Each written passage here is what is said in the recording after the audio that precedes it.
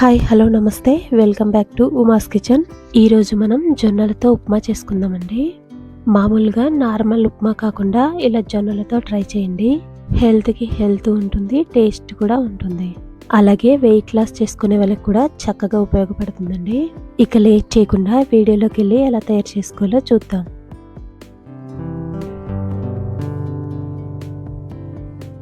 ముందుగా స్టవ్ మీద ఒక ప్యాన్ పెట్టుకొని 1 కప్పుడు జొన్న రవ్వ తీసుకోవాలండి.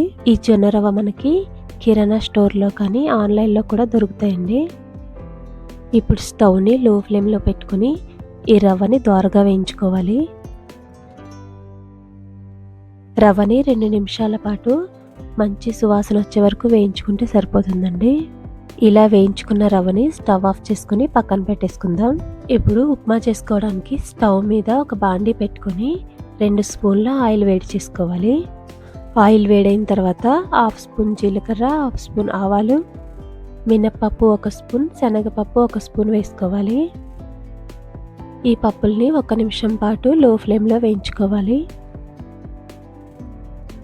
ఇలా 1 నిమిషం పాటు వేయించుకున్న తర్వాత సన్నగా కట్ చేసుకున్న అల్లం ముక్కలు, కరివేపాకు కూడా వేసుకొని వేయించుకోవాలి. అలాగే ఒక చిటికెడు ఇంగువ వేసుకుంటున్నానండి. ఇలా 1 నిమిషం పాటు వేయించుకున్న తర్వాత సన్నగా కట్ చేసుకున్న పచ్చిమిరపకాయ ముక్కలు వేసుకోవాలి. 1/2 నిమిషం పాటు పచ్చిమిరపకాయ ముక్కలు వేగిన తర్వాత 1/2 కప్పు వరకు సన్నగా కట్ చేసుకున్న ఉల్లిపాయ ముక్కలు వేసుకోవాలి. ఈ ఉల్లిపాయ ముక్కల్ని కూడా లో ఫ్లేమ్లోనే ఉంచుకొని 2 నిమిషాలు వేయించుకోవాలండి. ఇప్పుడు రుచికి తగినంత ఉప్పు వేసుకొని బాగా కలుపుకొని ఉల్లిపాయ ముక్కల్ని వేయించుకోవాలి. ఉల్లిపాయ ముక్కలు మగ్గిన తర్వాత 1/2 కప్పు పచ్చి బఠానీ, 1/2 కప్పు బీన్స్ సన్నగా కట్ చేసుకున్న ముక్కలు వేసుకోవాలండి. అలాగే 1/2 కప్పు సన్నగా కట్ చేసుకున్న టమాటా ముక్కలు కూడా వేసుకోవాలి. వీటిని కూడా మీడియం ఫ్లేమ్లోనే ఉంచుకొని 2 నుంచి 3 నిమిషాల వరకు వేయించుకోవాలండి. అలాగే 1/2 స్పూన్ పసుపు వేసుకొని ఒకసారి బాగా కలుపుకోవాలి. ఇప్పుడు బాండీకి మూత పెట్టుకుని 2 నుంచి 3 నిమిషాలు ఈ వెజిటేబుల్ ముక్కల్ని మగ్గించుకోవాలండి.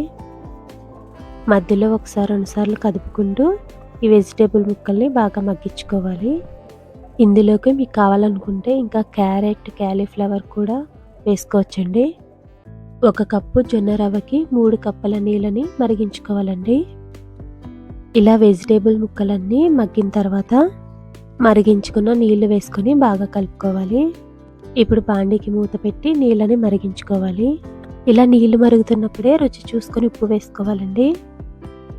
ఇలా ఉప్పు వేసిన తర్వాత మొత్తం ఒకసారి కలుపుకొని వేయించి పక్కన పెట్టుకున్న రవ్వని వేసుకొని బాగా కలుపుకోవాలి. ఇలా రవ్వ వేసేటప్పుడు స్టవ్ని సిమ్లోనే పెట్టుకొని కదుపుకోవాలండి బాగా. ఇలా ఉండలు లేకుండా బాగా కలిపిన తర్వాత బాండీకి మూత పెట్టి మీడియం ఫ్లేమ్లో ఉప్మాని ఉడికించుకోవాలి. మధ్య మధ్యలో కదుపుకుంటూ ఉండాలండి. నేనైతే జీడిపప్పు వేయలేదు, మీకు కావాలనుకుంటే జీడిపప్పు కూడా వేసుకోవచ్చండి.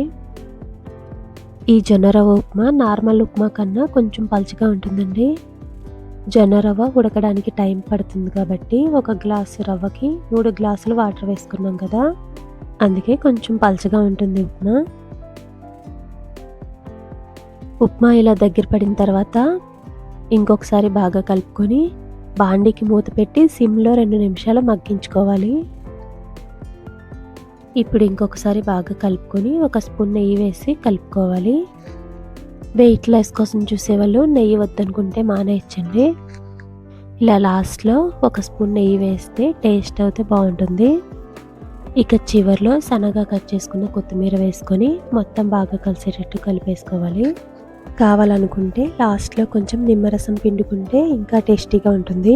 అంతేనండి, హెల్దీగా టేస్టీగా జొన్న రవ్వ ఉప్మా రెడీ అయిపోయింది.